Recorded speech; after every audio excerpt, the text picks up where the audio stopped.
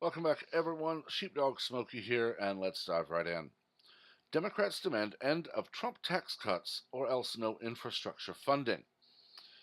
Senate Minority Leader Chuck Schumer, Democrat of New York, said Monday he would not support a national gas tax increase unless President Donald Trump is willing to repeal some of his administration's tax cuts.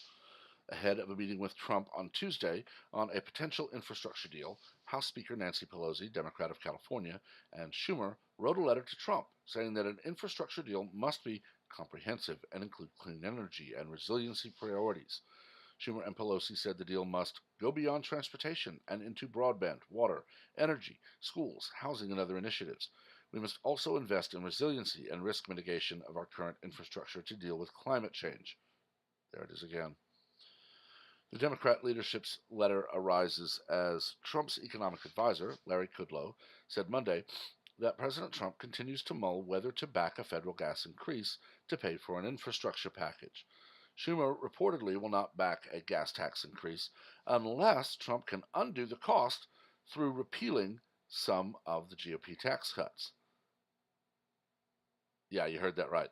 He won't support a tax increase unless there's another tax increase. Even I can't wrap my mind around that. One source close to Schumer told Reuters unless President Trump considers undoing some of the 2017 tax cuts for the wealthy, I got the cut, Schumer, it's not for the wealthy. Schumer won't even consider a proposal from the president to raise the gas tax, of which the poor and working people would bear the brunt. Influential D.C. establishment groups such as the U.S. Chamber of Commerce and the AFL-CIO continue to push for a gas tax increase despite conservative and progressive opposition to such a proposal. Many Americans oppose a gas tax increase because it remains regressive, meaning that it will impact low-income Americans the most. Senate Majority Leader Mitch McConnell, Republican of Kentucky, said that he believes that many Americans approve of an infrastructure project, however. Nobody on either side has stepped up with a credible proposal to pay for it. I'm all for taking it up once the president and Democrats, everyone says okay. Here's how we're going to pay for it. And as soon as that magically appears, I think we have a way forward, McConnell added. Here's the thing. The 2017 tax cuts are not tax cuts for the wealthy. They are tax cuts for Americans. I'm going to have to do some simple math. And these are random numbers, but I'm going to give you just an idea of what happens. Let's just assume that the 2017 tax cut was a 10% cut on your federal income tax.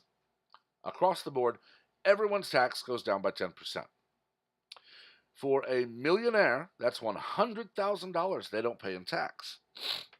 For a CEO making $200,000 a year, that is $20,000 a year. For a mid-level IT worker making $40,000 a year, that is $4,000. For a minimum wage worker making $15,000 a year, that's $1,500. Now the Democrats see this and say, why did the millionaire get a $100,000 tax cut when the McDonald's burger flipper only got a $1,500 tax cut? This is unfair. It's a tax cut for the rich. No, it's elementary level math. 10% of a larger number will be a larger number than 10% of a smaller number. I wish I could remember the actual full allegory that Sarah Sanders gave, but it goes something like this. 6 men go out drinking every night after work. They all have 2 or 3 beers and split the bill according to their wages. The 2 who make $25 an hour pay 50% together. The 2 who make $15 an hour pay 40% together. The one who makes $17 an hour pays the remaining 10%, and the one who makes $12 an hour in the mailroom pays nothing. So after a while, they decide this is unfair, and they decide that, well, we're all drinking our own beers. We should all pay for our own beers. And the others get upset because, well, you're making more, you should pay more. So the next night, they don't show up. All of the others still drink the same amount, but when the others aren't there, they can't pay their tab. And of course, there's more to it. It's more nuanced than that. But it's the basic premise of this entire story.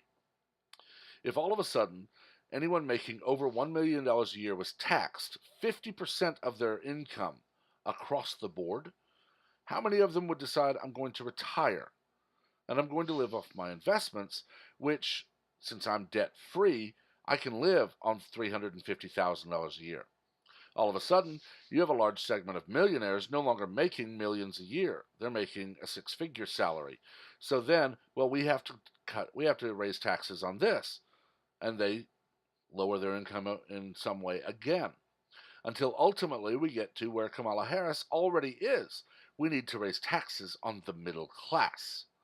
Ultimately, it will be, we just can't pay for all of this on our own, so everyone's taxes are now 90% of your income. We will decide what you get back, and we're into the USSR territory of breadlines, block housing, and being told where to work. We see the effects of socialism in the 1980s with the fall of the Berlin Wall shortly after George W. Bush took office, and the joy of East and West Berlin reuniting. We saw it in the early 1990s with the USSR breaking up. We're seeing it today in Venezuela, where the communist dictator Maduro actually orders to have Venezuelans killed because they are protesting his brutal rule.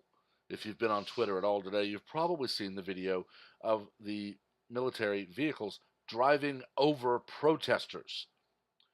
You've probably also seen the stories where the members of some military members are defecting and are taking up posts with the protesters to protect them. Is that what you want in this country? Because this is how it starts. Tax the rich, tax the rich, tax the rich. Well, now the definition of rich is $50,000 a year. So now you're rich, we have to tax you. Then the definition of rich is you have a salary, so we have to tax you. We're literally hearing the Democrats say right now, we're not going to raise taxes unless you raise other taxes as well.